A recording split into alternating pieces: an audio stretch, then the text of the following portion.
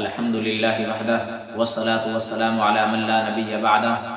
فاعوذ باللہ من الشیطان الرجیم بسم اللہ الرحمن الرحیم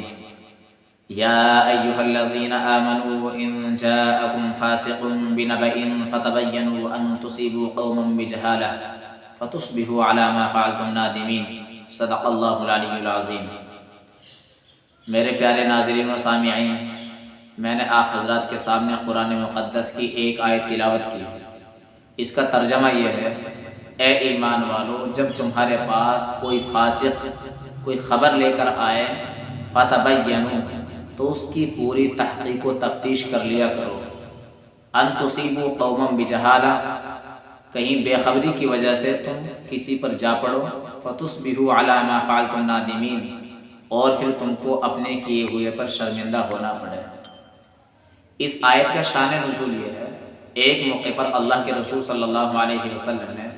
ولید بن عقبہ کو بنی مستلق کے پاس بھیجا۔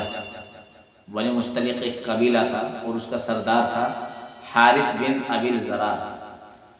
تو وہاں اس ولید بن عقبہ کو بھیجا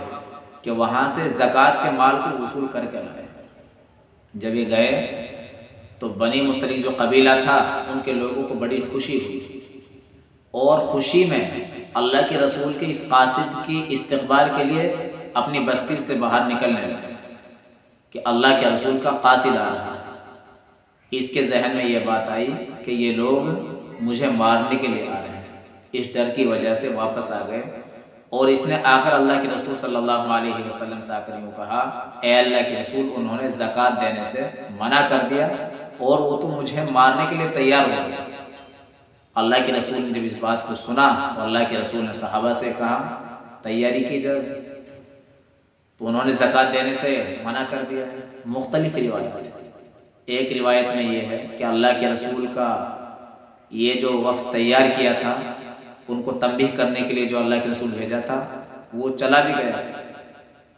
اور بعض روایت میں یہ ہے کہ وہ خود قبیلے کے لوگ جب اس قاصد کو واپس آتے ہوئے دیکھ لیا تو خود مال کو لے کر آئے مدینہ، اور اللہ کے رسول کی خدمت میں آ کر حاضر ہوئے اور کہا کہ اللہ کے رسول، ہم نے جب آپ کے قاصد کو آتے ہوئے دیکھا تو ہمیں بڑی خوشی ہوئی، لیکن نہ جانے آپ کا قاصد واپس کیوں آ گیا، تو ہم اپنے زکوٰۃ کا جو مال ہے اس کو خود لے کر آپ کی خدمت میں حاضر ہوئے ہیں۔ اس موقع پر اللہ تعالیٰ نے اس آیت کو نازل فرمایا: اے ایمان والو، جب تمہارے پاس کوئی بھی خبر لے کر آ رہا ہے تو اس کی تحقیق و تفتیش کر لیا کرو۔ ہماری عادت بھی یہ ہے کہ ہم کسی کے ذریعے سے بھی کوئی بات سنتے ہیں اپنے خلاف تو فوراً ہم آگ بگولا ہو جاتے ہیں،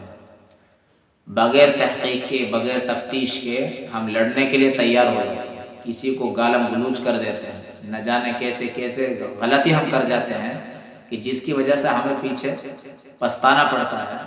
تو اس لیے اللہ تعالیٰ نے میرے لیے بھی، آپ کے لیے بھی، پوری انسانیت کے لیے کتنا اچھا اصول اور ضابطہ بیان کیا ہے کہ اگر اس اصول کو ہم اپنا لیں تو ہم بہت سارے لڑائی جھگڑے فتنے فساد سے ہم بچ سکتے ہیں۔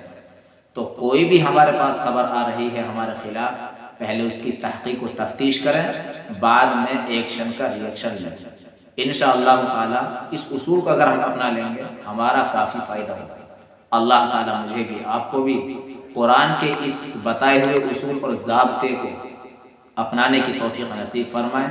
اور اللہ تعالیٰ ہمیں شریعت کے جتنے بھی احکام ہیں سب پر اخلاص کے ساتھ عمل کرنے کی توفیق نصیب فرمائے۔ السلام علیکم ورحمۃ اللہ وبرکاتہ۔